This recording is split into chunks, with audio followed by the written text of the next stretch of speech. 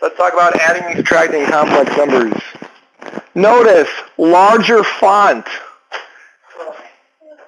I know. I don't like how much room's down here, though. I'll worry about that later. All right, first one. The quantity of 8 plus 3i plus the quantity of 7 minus 6i.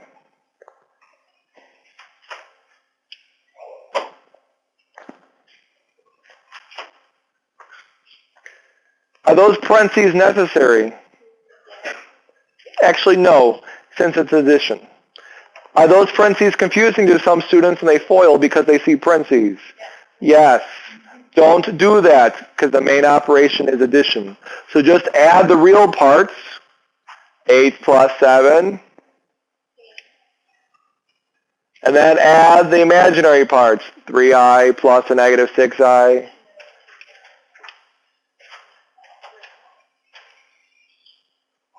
All right, that's it. Can I pull out a 3? Sure, but why would you? Leave it alone. All right, if you would, subtract. Combined like terms is basically all you're doing. Ding, 7 minus negative 2. Negative 16i minus positive 3i.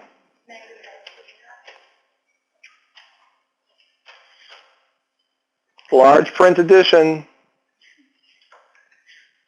It's really all it is. Questions. All right, that's adding and subtracting. To multiply, just remember that I squared is negative 1. Perform the indicated operation. On the left, we have a monomial times a binomial. If you have a monomial times a binomial, what do? Distribute. So what's 5i times 3?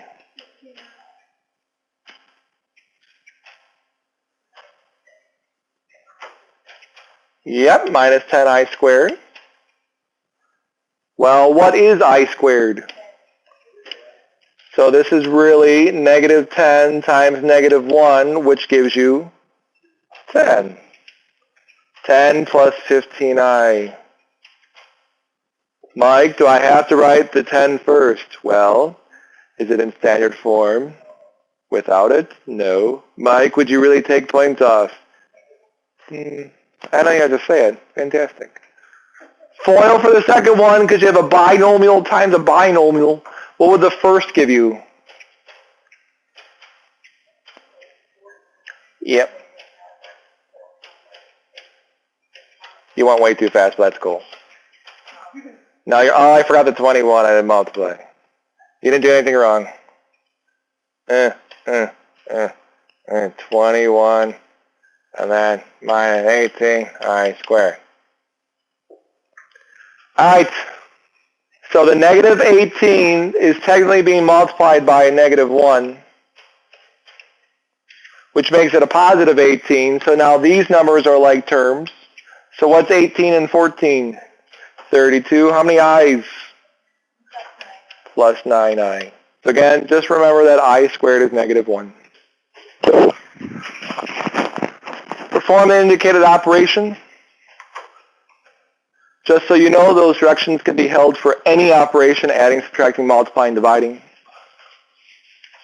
So we don't really divide, we multiply by the conjugate. What is the conjugate of the denominator? 2 minus 3i.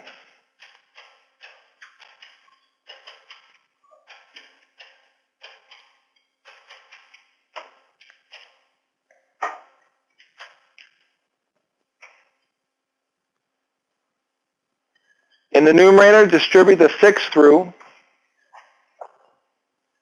What do we get if we distributed the 6?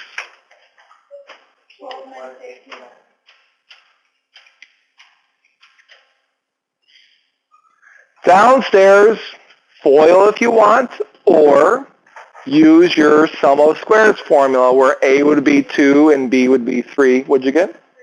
Yep.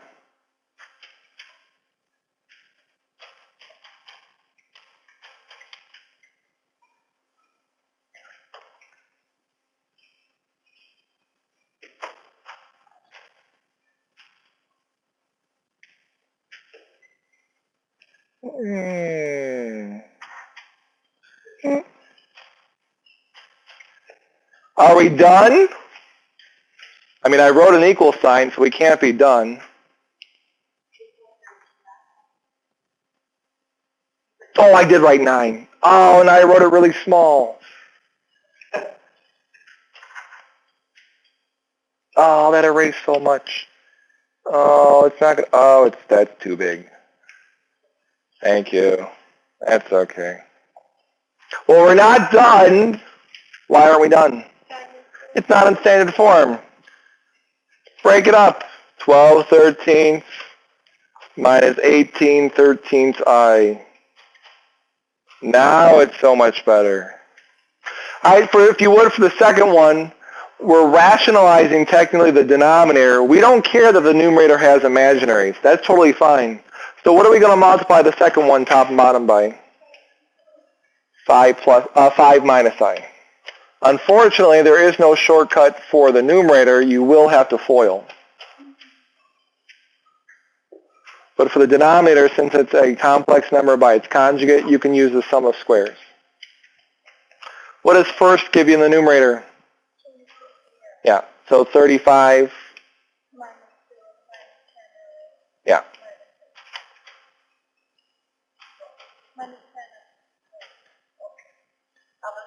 Oh.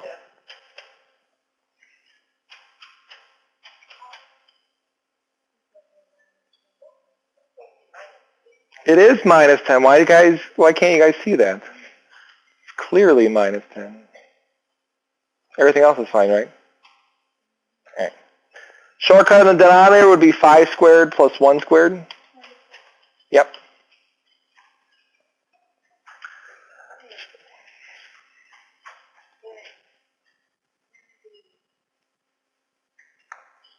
All right, so upstairs we have a 35, and we have a plus 2i squared, which becomes minus 2.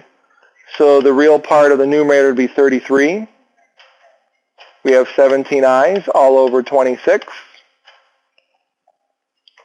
And then please break it up into parts. 33/26 minus 17/26 I.